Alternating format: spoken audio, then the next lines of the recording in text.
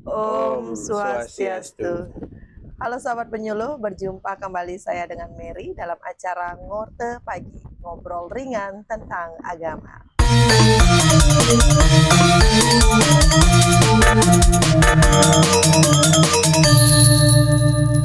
Ngorto Pagi, ngobrol ringan tentang agama.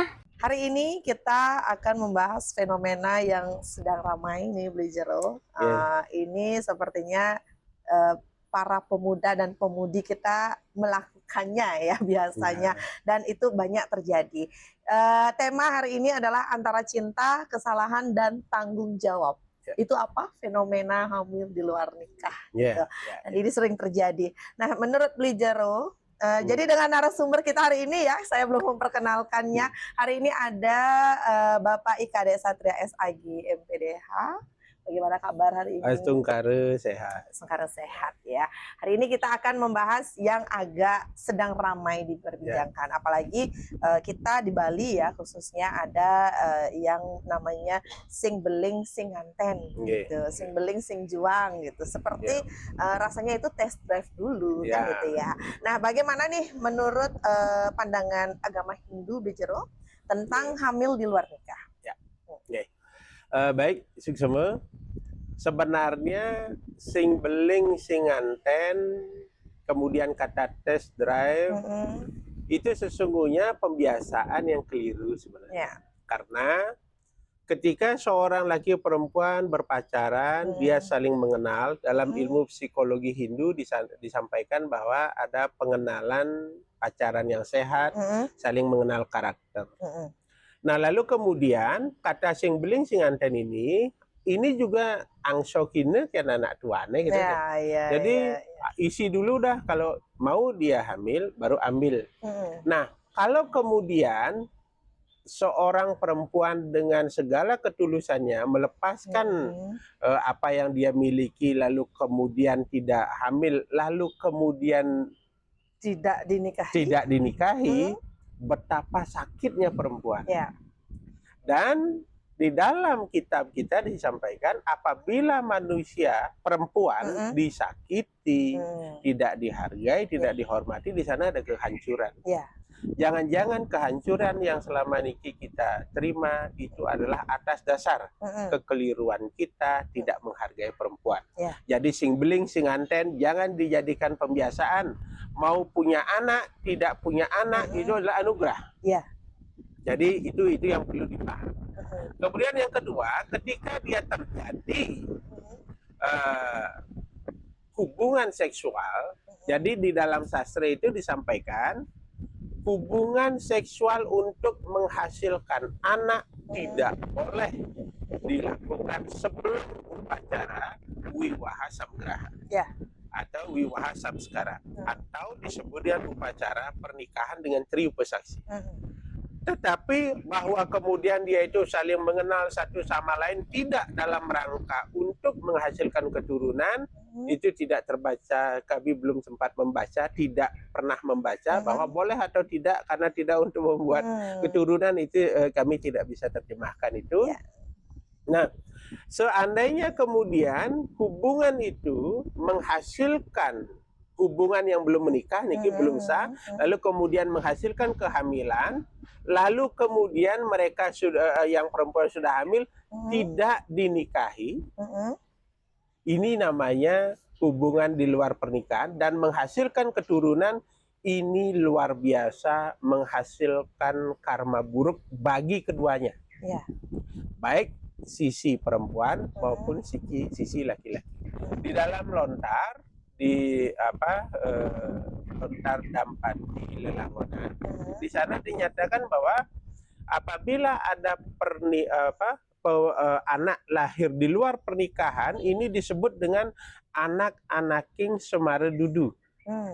Jadi anak yang lahir dalam hubungan yang salah. Nah, ini sebenarnya persoalan.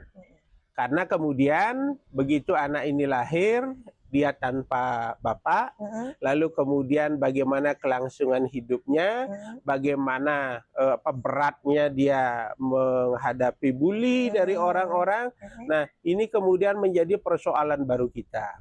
Di dalam salah satu teks lontar tutur putur pesaji. Di sana dinyatakan apabila ada seseorang dalam kehidupannya tidak melalui proses pemerasan, yan ane wang tan pineras. Tidak diperas itu artinya dia tidak mendapatkan pengakuan dari puruse, sehingga kemudian kasarnya nikitan medwe sanggah anak jalit. Maka kehidupan bapak dan ibunya itu sangat besar mendapatkan pahala buruk.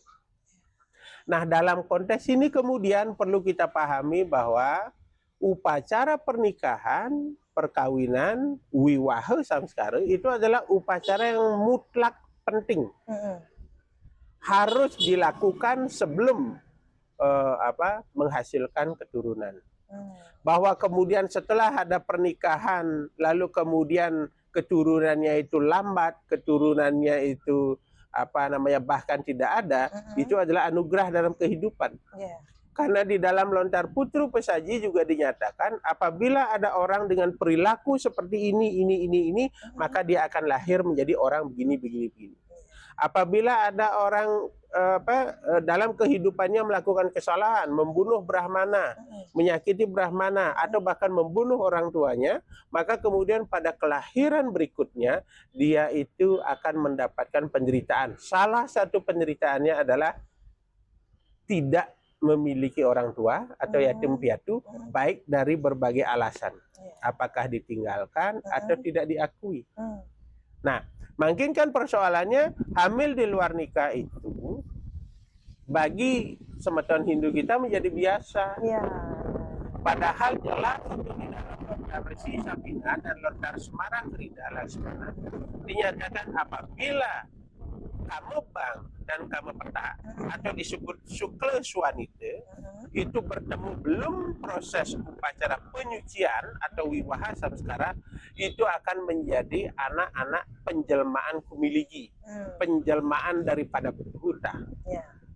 Jadi kalau penjelmaan buta, penjelmaan energi yang negatif, maka kemudian kehidupannya selalu dirundung oleh penderitaan. Siapa yang siap hidup menderita?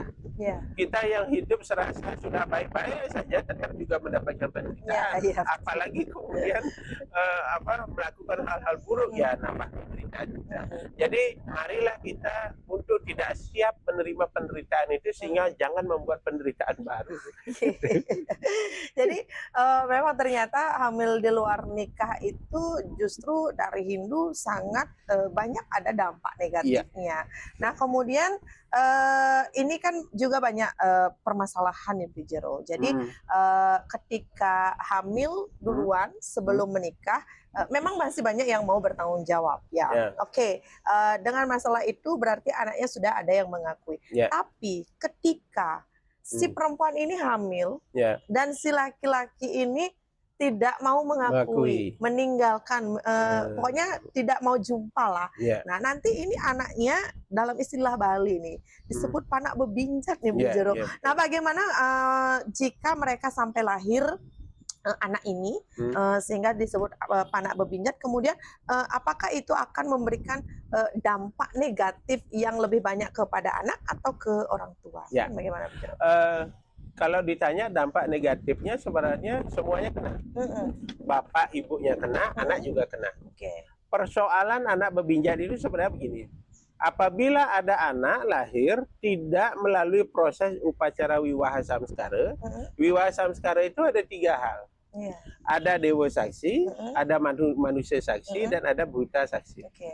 Apabila tidak ada buta saksi, inilah yang menyebabkan anak ini menjadi tidak mendapatkan pengakuan alam dari alam buta energi. Jadi karena makanya ada orang, Kanggiang demen mekala-kalaan den malu supaya dapat pesaksi dari para buta, agar supaya anak ini tidak menjadi anak bebinjat gitu. Tetapi begini, lahir hidup mati ini kan ada peraturannya. Iya. Ada memang orang yang apabila kehidupannya melakukan kesalahan tertentu, maka dia dikutuk oleh Bathara Yama agar supaya lahir menjadi anak bebinjat. Lahir menjadi orang yang tidak mendapatkan pengakuan. Baik tidak mendapatkan pengakuan dari orang tuanya, maupun tidak mendapatkan pengakuan dari alam. Dia tidak disenangi orang, bergaul susah, mencari pekerjaan susah, itu kan sama dengan tidak disenangi nih kan. Nah, ini disebut dengan anak bebinjat. Nah, lalu kemudian apa dosanya? Apa hasilnya? Bagi si anak, dia secara spirit selalu akan mendapatkan penderitaan. Baik penderitaannya adi bautika, adyat mika duka, maupun adi bautika duka. Kesakitan karena makanan, kesakitan karena pikiran, kesakitan karena black magic, semuanya kena itu. Jadi triduka yang ada dalam Wanaspati Tattva. Kemudian yang kedua, ayah ibunya. Jadi kalau kita kasarnya, ya kalau memang nggak sepakat untuk gini, ya nggak usah main-main, kan begitu logikanya kan. Nah, tetapi toh begitu dia main-main. Nah, artinya apa? Dia harus siap dengan konsekuensinya. Apa hasilnya? Penderitaan, sugih gawe kirang pangan, lalu kemudian orang-orang yang menghasilkan keturunan, lalu kemudian tanpa pernikahan, kehidupannya selalu boros, boros. Sakit hati menahun. Jadi setiap ada persoalan dia baperan, merasa sakit hati.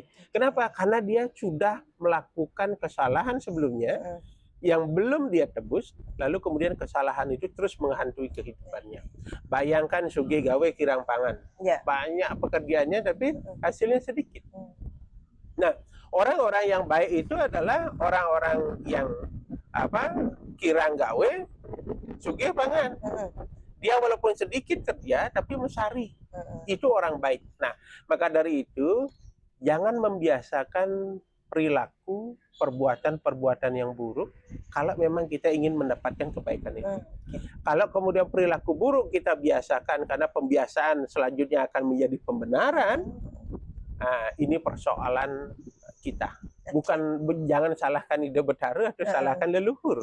Tapi kita yang punya persoalan. Kemudian penderitaan bagi si bapak. Itu ada skala nih skala. Skala penderitaannya karena memang dia sudah melakukan pembuahan tanpa proses upacara, maka dinyatakan selamanya dia tidak mendapatkan ketenangan batin. Kenapa? Karena dia mempermainkan suklenya atau spermatozoanya dia permainkan. Itu yang pertama. Kemudian yang kedua, secara niskala, dia mempunyai ciptaan, dia mempunyai biik yang kemudian dia tumbuh menjadi manusia, lalu kemudian tidak diakui, maka selama itu kehidupan orang ini penuh dengan kegelisahan, penuh dengan kesialan, penuh dengan penderitaan sakit, penuh dengan kekurangan. Dia punya uang tapi terus merasa kekurangan.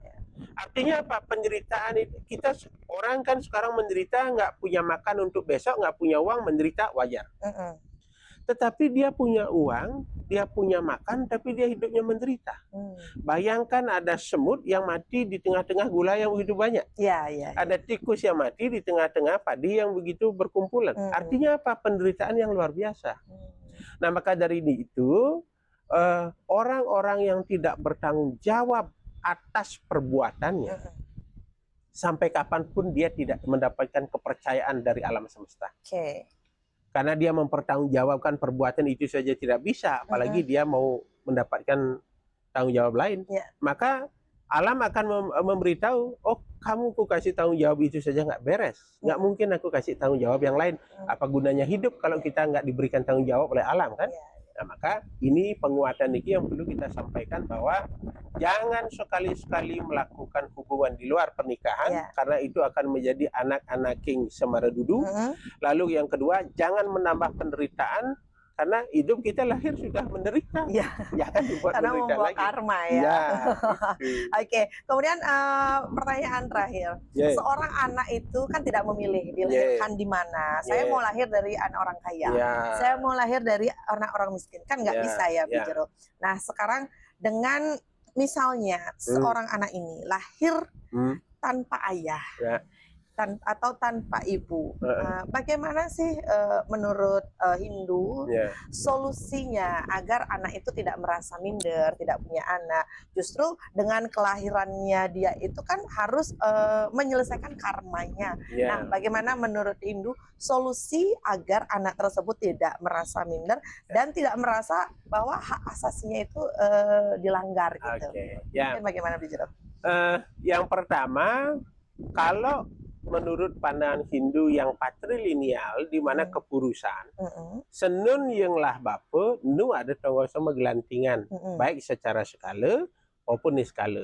Karena sistem kepurusan kita, nu ya ada tanggung sama sanggah. Lalu kemudian kalau ibunya yang meninggalkan masih ada nih. Persoalannya adalah ketika bapaknya meninggalkan. Nah, misalnya bapaknya yang meninggalkan entah kemana dia, contoh misalnya terjadi pemerkosaan nih. Seorang diperkosa, yang memperkosa itu nggak jelas, kabur, lalu kemudian menghasilkan ciptaan. Bahkan yang begini gampang hasil ciptaannya gitu. Ada orang yang menikah, cara belum menahu, dan keturunan. Itu sekali lagi anak itu anugerah itu yang perlu. Pertama, anak ini akan mendapatkan dua penyakitan, sakit mental dan sakit spiritual. Sakit mental selalu mendapatkan gini dari teman-teman, gunjingan, baik dari keluarga juga. Maka kemudian dia hidup menyendiri, hidupnya sakit hati. Maka tidak salah lalu kemudian dia memutuskan kehidupan ini sendirinya dengan bahasa ulah pati. Tetapi saya sampaikan ulah pati tidak dibenarkan dalam Hindu. Jadi jangan lakukan itu, hidup masih panjang. Karena di dalam sebuah kehidupan yang disampaikan dalam Slokantara, disampaikan dalam Arjuna Wiwaha, disampaikan dalam Sarasa Musaya, bahwa kehidupan ini adalah anugerah. Menjadi manusia itu anugerah. Ya diastun cendala yonitui. Walaupun kita itu sangat menderita, tetap itu adalah anugerah.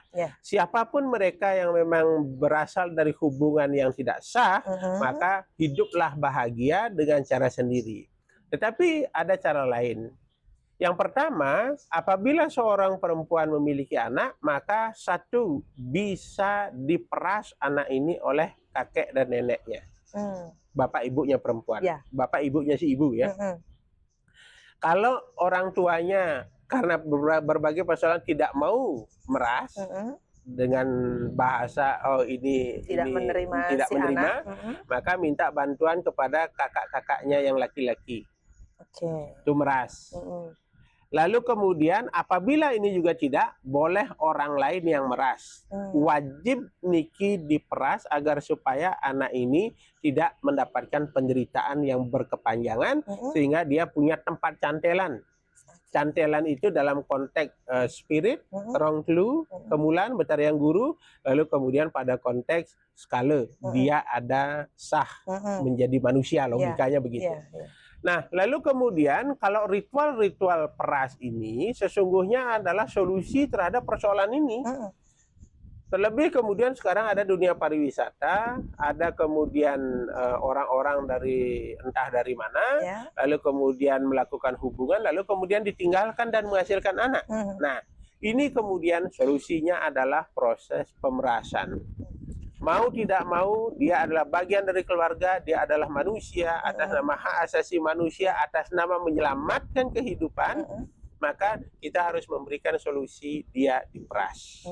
Diperas ini artinya pesaksi yang jelas bahwa kehidupannya dia ada yang memperhatikan, kehidupannya dia ada yang cantelan untuk memberikan anugerah.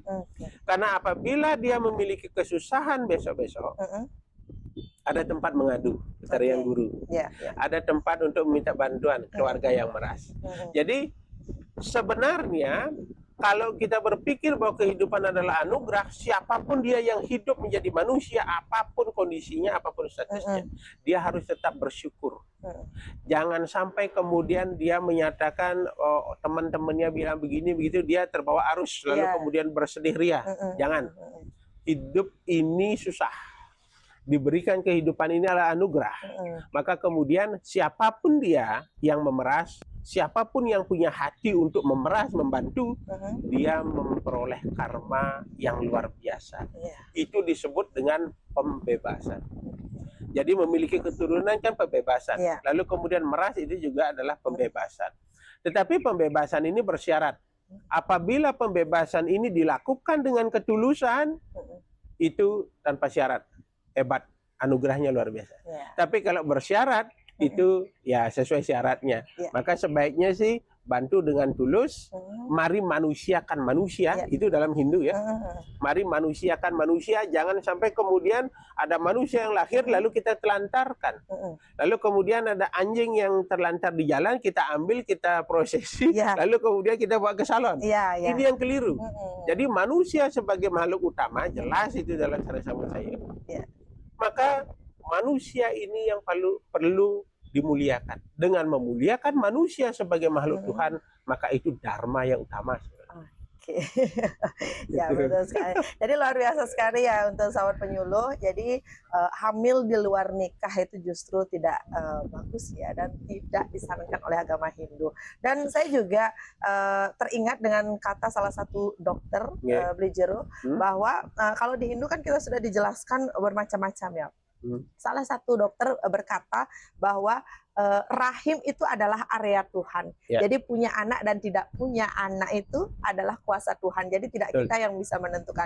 Dan ketika kita sudah bisa memiliki keturunan, jadi jangan sampai itu membuat masalah nantinya, kan begitu ya. Kalau sudah memang siap untuk menghamili perempuan, itu istilahnya ya harus siap, harus siap bertanggung jawab. Oke, seru sekali perbincangan kita kali ini, sahabat penyuluh. Semoga bermanfaat dan tidak lagi ada yang hamil di luar nikah ya. Dan kami tutup dengan para mesanti. Om Santi Santi Santi Om.